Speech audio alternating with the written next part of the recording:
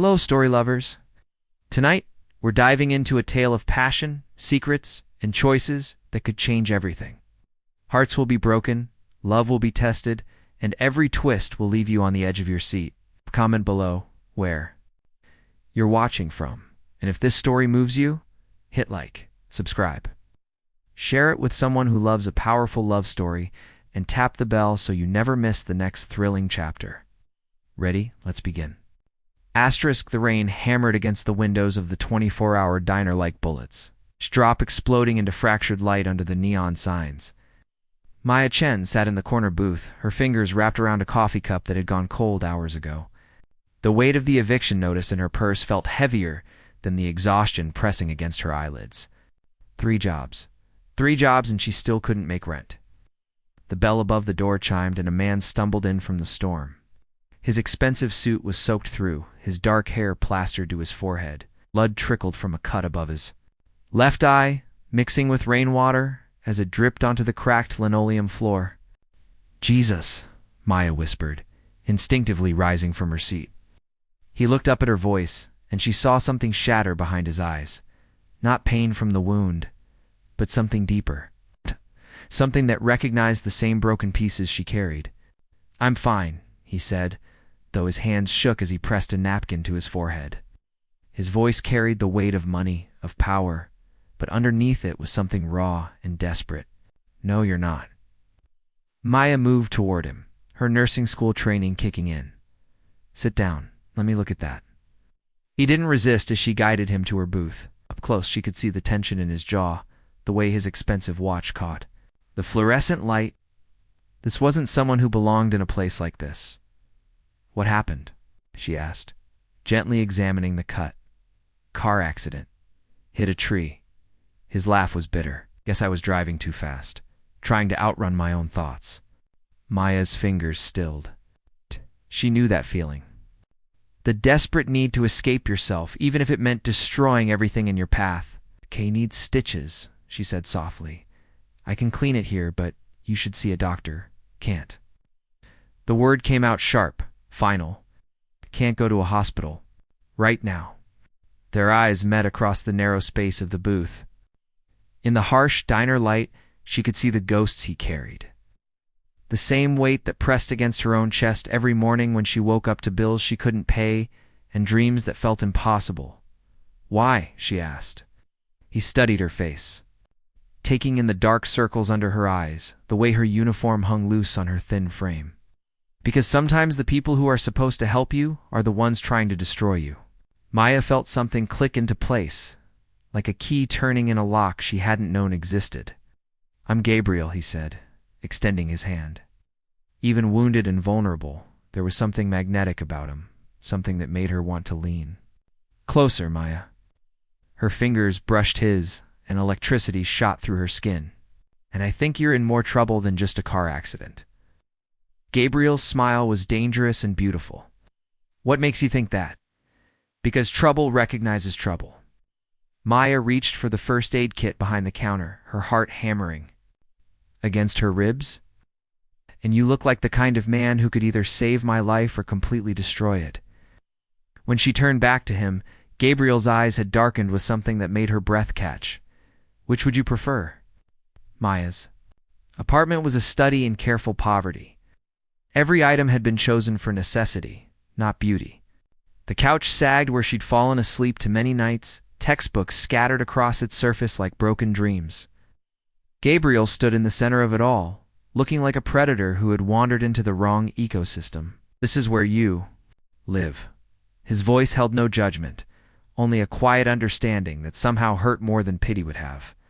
"It's temporary." Maya busied herself making coffee, her hands trembling slightly. Bringing him here had been impulsive, dangerous, but something about the way he'd looked in that diner, like a man drowning in his own skin, had called to every broken part of her.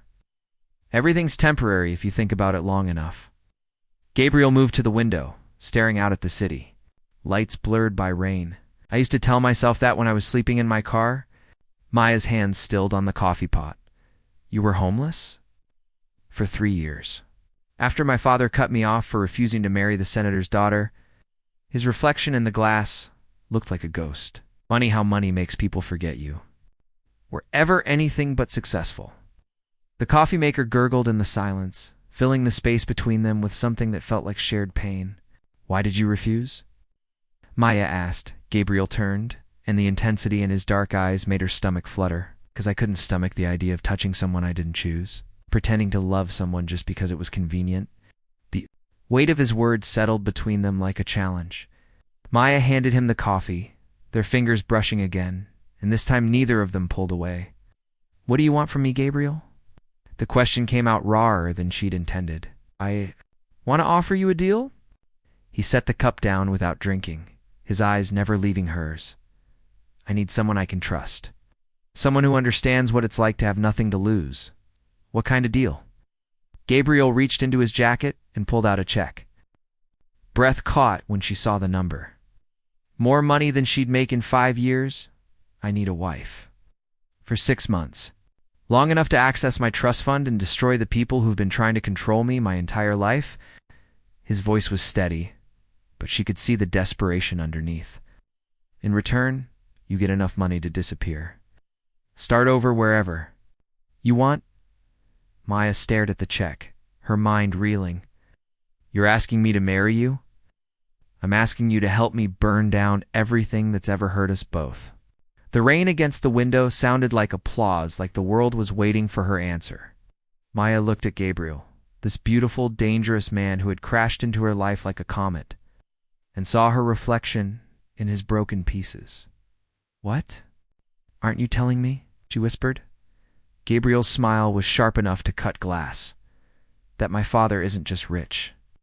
He's connected to people who make problems disappear. If he finds out what I'm planning, we'll both end up as headlines. Nobody remembers.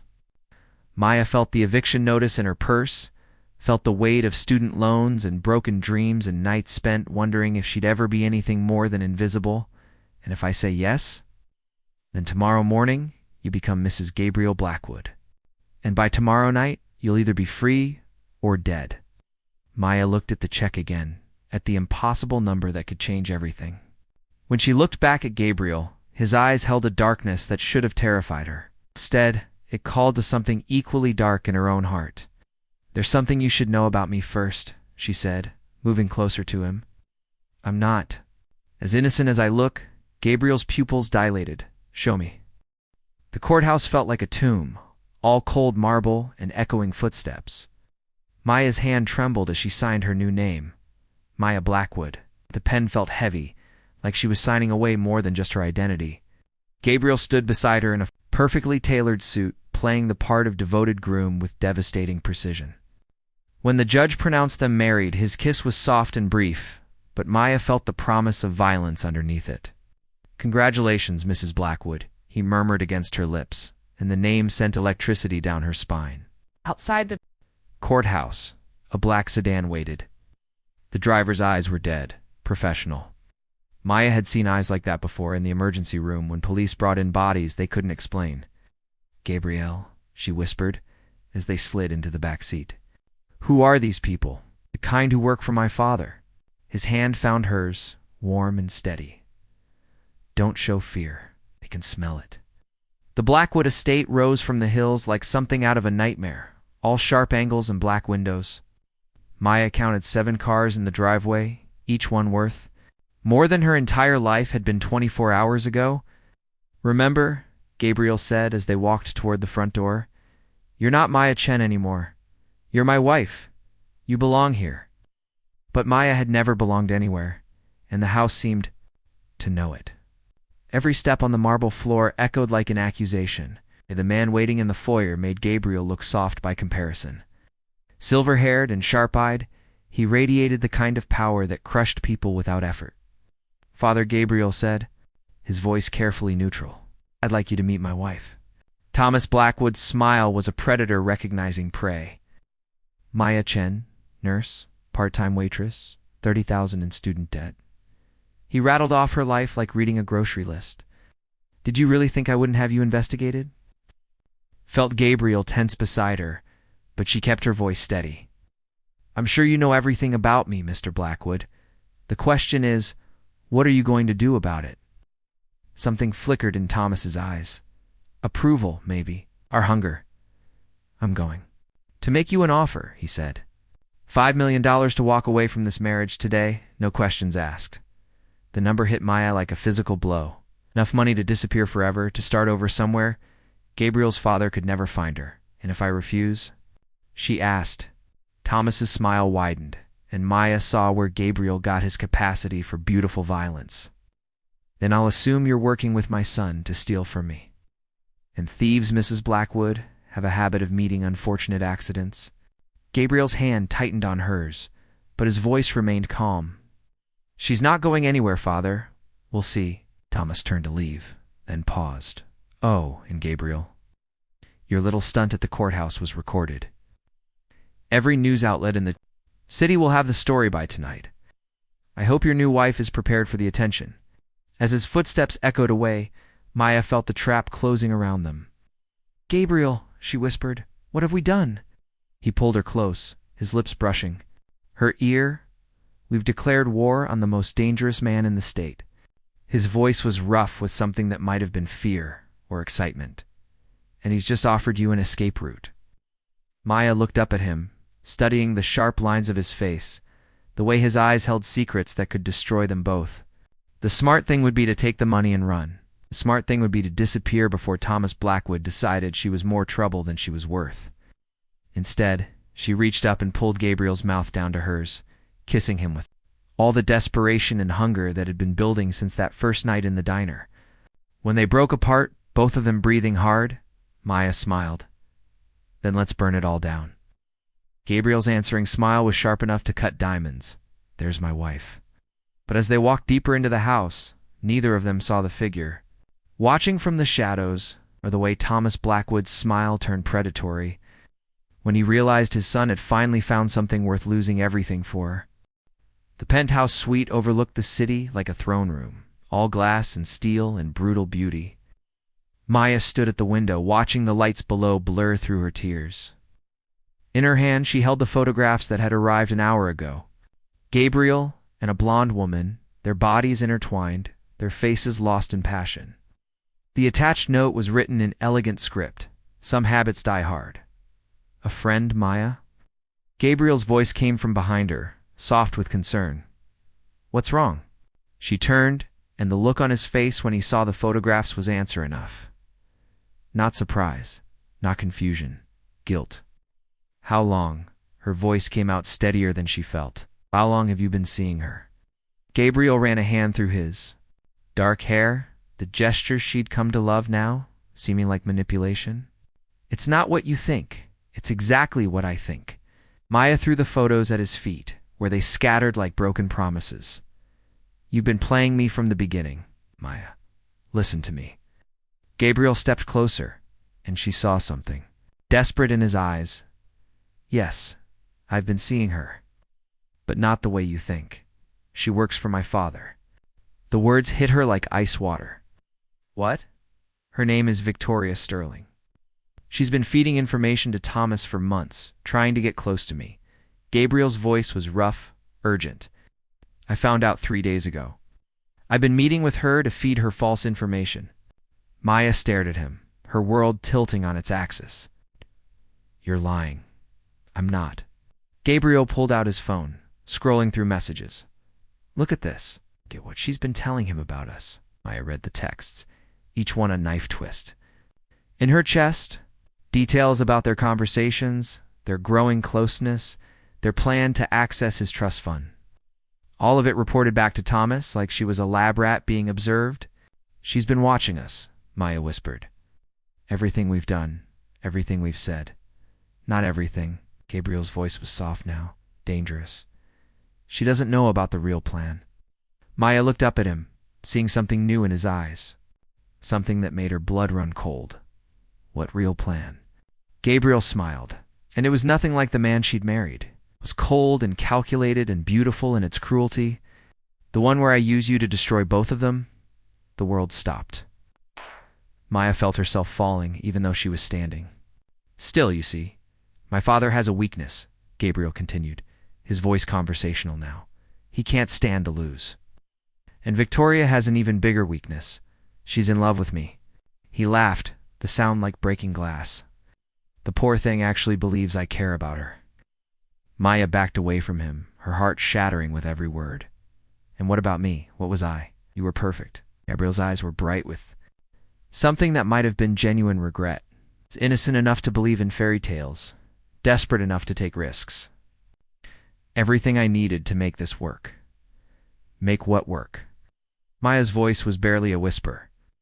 Gabriel pulled out his phone again, but this time the screen showed a bank account. Maya's breath caught when she saw the balance. $200 million. My trust fund, he said. Transferred this morning, using our marriage certificate and some very creative paperwork. My father thinks I'm still playing games. Victoria thinks I'm going to run away with her. But the beautiful thing about being underestimated your whole life is that people never see the real blow coming. Maya felt physically sick. You used me. I saved you. Gabriel's voice hardened. Do you think Thomas would have let you walk away from this? Do you think Victoria would have simply let you exist as a witness to her betrayal? You were dead the moment you walked into that diner, Maya. I just gave you a chance to profit from your own execution. The words hit her like physical blows. Maya looked around the penthouse, seeing it clearly for the first time. Not a sanctuary, but a cage. It's not a new beginning, but an ending she'd been too naive to recognize. So what happens now? She asked. Gabriel moved toward the bar, pouring himself a drink with steady hands. Now Victoria and my father destroy each other, trying to figure out who betrayed whom. And we disappear with enough money to buy ourselves new identities, new lives, somewhere Thomas Blackwood's influence can't reach. Maya stared at him, this beautiful monster she'd married, and felt something die in her chest. And if I refuse? Gabriel's smile was gentle now, almost loving. Then you become collateral damage, just like everyone else who's ever tried to leave me. The threat hung between them like smoke, beautiful and suffocating. Maya looked at the man she'd begun to love. The man who'd just revealed himself to be everything she'd tried to escape, and made her choice. There's just one problem with your plan, she said softly. Gabriel raised an eyebrow. What's that? Maya reached into her purse and pulled out her phone. The screen showed a recording app that had been running for the last 10 minutes. Been recording everything since the photographs arrived, she said. Every word, every confession. And it's already uploaded to a secure server with instructions to release everything if I don't check in every 12 hours. Gabriel went very still. Maya, you forgot something important about me, she continued, her voice growing stronger. I told you that first night that I wasn't as innocent as I looked. What I didn't tell you was that I've spent years learning how to survive men like you. Gabriel's face had gone pale, but his eyes were bright with something that looked like pride. You magnificent, ruthless woman. Now, Maya said, moving toward the door, I'm going to walk out of here, and you're going to let me. Because if anything happens to me, if I have so much as a suspicious accident, that recording goes public, along with copies of all your financial. Records all your father's business dealings, and every dirty secret I've uncovered while playing the devoted wife. Gabriel laughed, the sound rich and genuine. I underestimated you. Everyone does. Maya paused at the door, looking back at him one last time. That's their first mistake, and usually their last. As the elevator doors closed behind her, Maya caught her reflection in the polished steel. The woman staring back at her looked older, harder, dangerous. For the first time in her life, Maya Chen liked what she saw. 6 months later, Maya stood on the deck of her villa overlooking the Mediterranean, watching the sunset paint the water in shades of gold and blood. The offshore account Gabriel had unknowingly given her access to had grown substantially through careful investments, enough to disappear forever if she chose to. But Maya Chen had never been good at running away. The sound of helicopter blades cut through the evening air. Maya didn't turn around as footsteps approached across the stone terrace. She'd been expecting this moment for weeks. Hello, Gabriel. He looked different, thinner, harder around the edges. Prison had changed him, carved away the last traces of the spoiled heir he'd once been. The orange jumpsuit was gone, replaced by an expensive suit that couldn't quite hide the new scars on his hands. Hello, wife. Maya finally turned to face him, noting the way his eyes tracked every detail of her transformation. The designer dress that fit like a weapon. The jewelry that spoke of serious money. The confidence that sat on her shoulders like armor. "You look good," Gabriel said, and there was something almost like hunger in his voice. Powerful. "Freedom. Suits me." Maya gestured to the chair beside her own. "I wondered when you'd find me." Gabriel sat, and Maya caught the subtle wince that suggested his incarceration had been less than comfortable. "It took some doing. You covered your tracks." "Well, I had an excellent teacher." Maya poured wine from the bottle beside her chair, offering him a glass.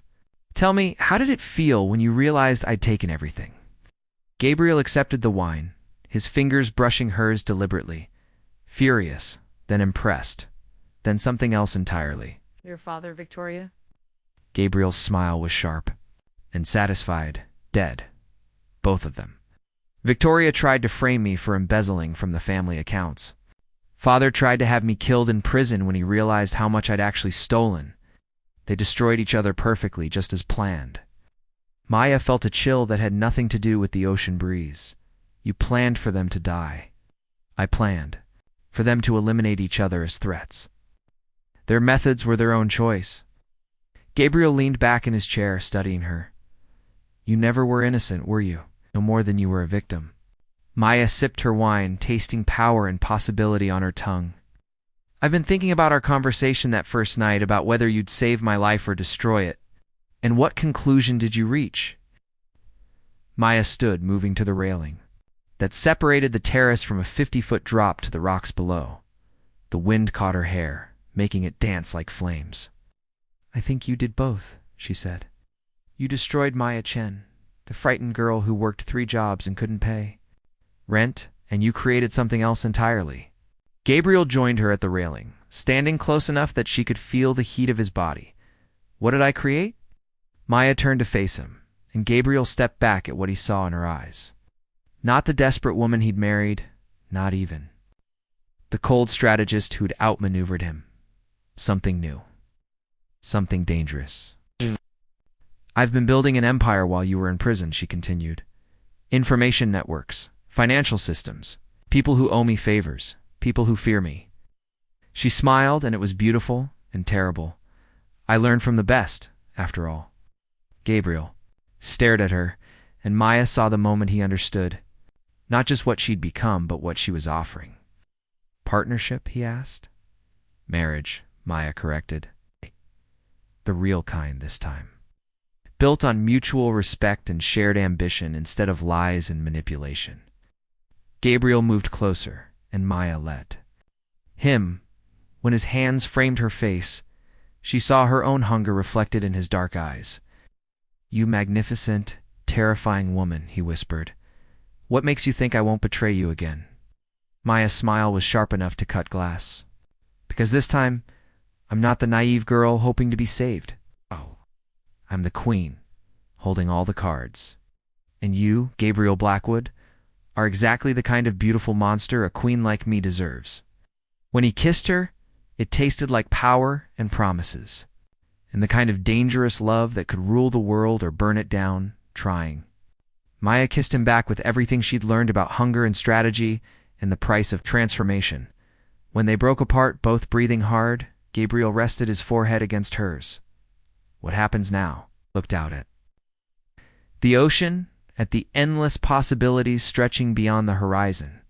In the distance, she could see the lights of her yacht, ready to take them wherever they chose to go. "Now we become everything they said we couldn't be," she said. "Together." Gabriel laughed, the sound rich with anticipation and something that might have been genuine love. "Long live the queen." Maya turned back to the sunset, Gabriel's arms around her waist, and felt the last pieces of her old life fall away like shed skin. They destroyed each other and rebuilt themselves from the ashes. They'd learned that love and power were the same currency, traded by those brave enough to demand both. In the growing darkness, Maya Blackwood smiled. The frightened girl from the diner was gone forever. In her place stood a woman who'd learned the most important lesson of all: Sometimes the only way to win the game is to rewrite the rules entirely. The end.